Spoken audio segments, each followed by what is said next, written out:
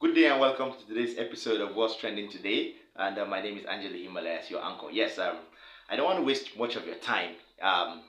The presidency, the presidential elections have been announced. Okay, the results have been announced, and of course, surprisingly, Bola Asiwaju Ahmed Tinibu has come out as the winner of the presidential elections that was held on Saturday, 25th of February, 2023. Yes, but it has not really sat or gone in well with a lot of Nigerians, as I brought to you during the early hours of the morning. This update is coming from straight from the table of Arise News. All right, I want to show you a video of a brief analysis on what can really be done, or the aftermath of INEC's result that was announced earlier today, somehow in the early hours of the morning. All right, watch Dr. Ruben Abati of Arise News and Hussein Rufai of Arise News and his colleagues dissect critically the political analysis of the aftermath of the victory of Bola Asiwaju Ahmed Tinibu at the polls. Watch. When we're back, we analyze. Make it right. If we are sounding off on that, what it means is that we are officially opening the doors of injustice. Because you see, when people do things with dignity, it is because they have a moral compass, not because they do not know that they can do otherwise. So if the average Nigerian political class thinks as long as I can get my way at the polls, not doing things the way they ought to be done, and we argue it at the courts, what kind of nation are we building? I said something yesterday. See, we keep building concentric cycles of hurts. And the fact is, it comes back to haunt you, one way or the other. The laws are the guidelines are there. I am happy, Dr. Abati, quoted Section 160 of the Constitution with that proviso. It wasn't there before, but I think it was under President Goodluck Jonathan that proviso was deliberately put in there. As regards INEC, stated expressly, having the powers to be able to make its own laws without the approval of the president. The section says to regulate its own procedures without the approval of the president. Without the approval. It can regulate its own procedure, regulate itself without the approval. So when people argue that our guidelines, laws, but Section 160 has said INEC can make its own laws. It doesn't even need the president. And when they argue, what are guidelines? Please, are your Google guideline, your Oxford dictionary, or Cambridge dictionary, or whatever dictionary. Let's look at it there. A literal definition of guidelines. Guidelines are general rules. Let me even check it out, because you see, when we are talking, let's talk emphatically and let's talk with facts. Let's fact check each other. It says guidelines here, the dictionary definition says a general rule, principle, or piece of advice. A general rule, principle, or piece of advice. If people are now arguing that is guideline in law, I want to ask, please, if guidelines is not a law, then why do we even need to collate the results in the first place? Why do we even need to announce the results first at the polling unit? The guideline is a subsidiary legislation. Yes. Given the force of law. Yes. Section 160 of the Constitution. And Section 148 of the Electoral Act. Thank you for hitting it on the head. That's it. No, I'm even saying for people that are making the street argument that is guideline a law. So if guideline is not a law, why was all the procedures laid down there followed? And can I ask, why was it was only the most critical procedure that was not followed by INEC? Why was it the most critical procedure that will reinforce the hope and trust of people in the process that wasn't followed by INEC? We've been able to establish that the guideline is a law. The question is, did INEC break its own law? Yes, you see, in the spirit of sounding politically correct, because people have bias and partisan exigencies, we should never forget that our country comes first. Yeah. And they are doing it now. If it favors you, you shout triumphalism. But when it's done against you, we shout otherwise.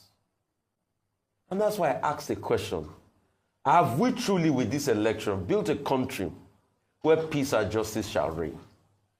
But if we have not, until then it's a case of hashtag Victoria Sempre. Because until then we need to keep pushing for it. We've been able to establish, according to section 160 of the Constitution, with a proviso that says INEC can make its own laws. We need no approval of the president. So for those that argue, is the guideline law? It is a law. That's why it was so important that the guideline, even itself, had to be codified. It wasn't just passed down like oral history. It was written down. And also, I'm happy people are talking about the 25%.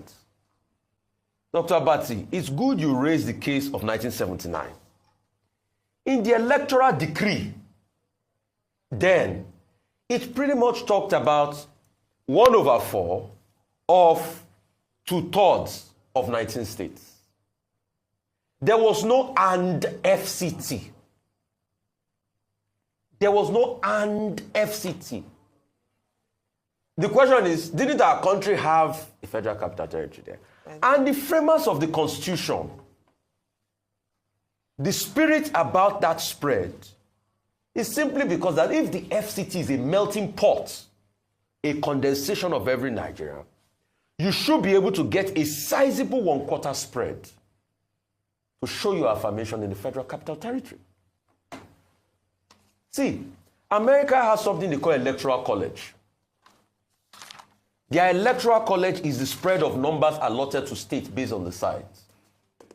Our own sort of electoral college, please, I'm not saying Nigeria has electoral college, don't misquote me, is our own spread. That is not just the majority votes, but you need to have a spread. And in this constitution, it said 2/3 and FCT. And FCT. Not including FCT. So what you're expressing, Rufai, is... It's the duty of the Supreme Court to explain. Yes, to interpret. They are beyond the rules of interpretation. It's the duty of the court to interpret what and means, whether it's conjunctive or it is disjunctive. But the point about all of this, when we keep quoting what the law says and all that, Section 149 of the Electoral Act 2022 settles the matter. Which was why I sent for my copy. That section. Don't worry. No, that section. No, what it says. No, I wanted to reference that section. That's what I'm telling you. What that section says is that in the event of non-compliance by INEC with either its guidelines or all the other provisions of this Electoral Act 2022, the only option available to aggrieved persons is to go to court. And that's why the president and the international community, particularly the West African Elders Forum Observation Mission, led by President Mahama of Ghana, convened by President Jonathan of Nigeria, says, look, anybody who is aggrieved should go to court. But when I made the point that if you go to, it's better for you to win first, and then you go to allow the aggrieved persons to go to court. That's realpolitik. You can raise issues of justice, of morality, and all that, but at least, Nigerian politicians are very pragmatic. And perhaps Bola Tinibu is one of the most pragmatic that we have seen. Win first. The man with the best strategy gets to the end of the post. Let others go to court and argue the matter. I have something to say. But will justice be done? Who determines justice? How will justice come across? So it's a combination, as I said, of political expediency and also justice. Yes, the point I want to raise there is that we must also try to elevate our politics. Yes, now. Yeah. Yes. Now, yes. That strategy, win first, let your opponent go to court, is a peculiar Nigerian thinking, which means win at all costs. Use violence. Kill. Win at all costs. Rig. To ensure that you're announced as the winner. and let your opponent go to court. And of course, I don't want to say too much about our courts these days because you can be number 4. Okay, all right. You've heard it all from what they said, and you really, I believe you paid attention utmostly to whatever was really dissected on that table in the Arise News studio. All right. Now let's look at it critically. Yes, it's no longer news that Bola Ahmed Tinibu has won the presidential elections. All right, announced earlier today. But the issue is, are we gearing for such kind of governance? All right. The issue is then what next? What next for Nigerians after this? Was it the voice of the people? Was the resultant effect, or was the resultant result, or was the resultant outcome of this particular presidential elections? Was it the voice of the people? Was it Vox Pop? Was it Vox Populi? That's the question we have to ask ourselves.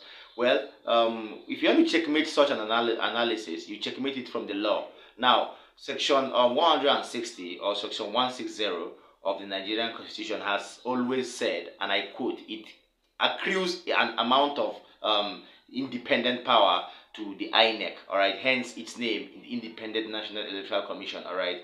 Yes, well, it accrues a lot power to INEC to even make laws by itself without the permission of the president of the country. That is what Section 160 of the Nigerian Constitution says. And if INEC can really make their own rules without the interference of the president, that means there were a lot of guidelines that were supposed to be followed, especially when it affects the election results. All right.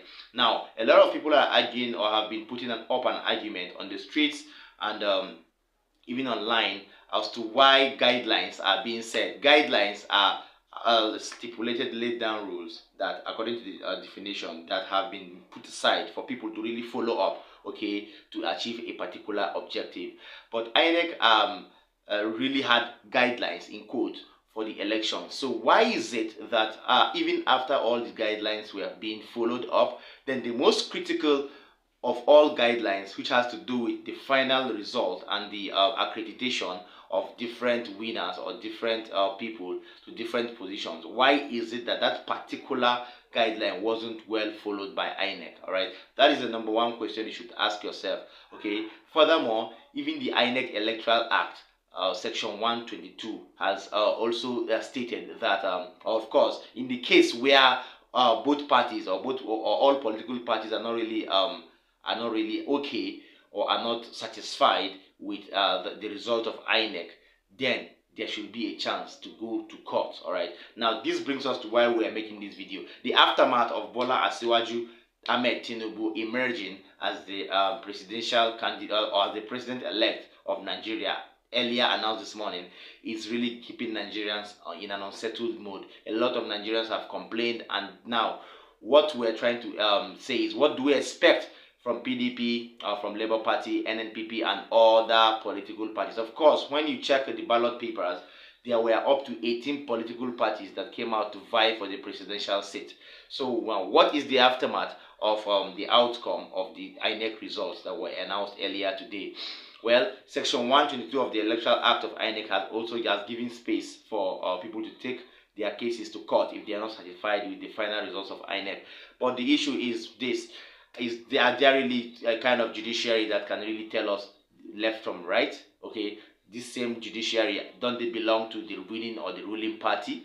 All right, that's one of the reasons you should check out. Okay, now different political parties have different proofs on paper, on camera, on video of doctored results and falsified scores. All right, well, we hope that when the case goes to court eventually, when they are ready to do so, then we should be able to see and vindicate whoever is the real winner, if at all Asiwaju Ahmed Tinibu wasn't the real winner. Well, but the history, talks and opinions of rigging have been filling the air throughout the population of Nigeria after the elections. We're going to see at the court if they finally go to court or take the case to the Supreme Court and see what verdict the Supreme Court will give. Right now, the Elders Forum of the West African Elders Forum have met, okay, led by President Mahama of Ghana, and then also in company of former President Goodluck Jonathan. They have met and they have really put they have pried their eyes into this matter. And of course, they are really stating that if you feel aggrieved amongst the other political parties that have lost this election to APC and Asiwaju Tinibu. If you feel aggrieved, you are free to activate section 122 of the Electoral Act and take it to court. All right, so that is that on this particular news update. I hope you have really listened to what Ruben Abati and Oseni Rufai of Arise News really said on that political analysis video that I just showed you.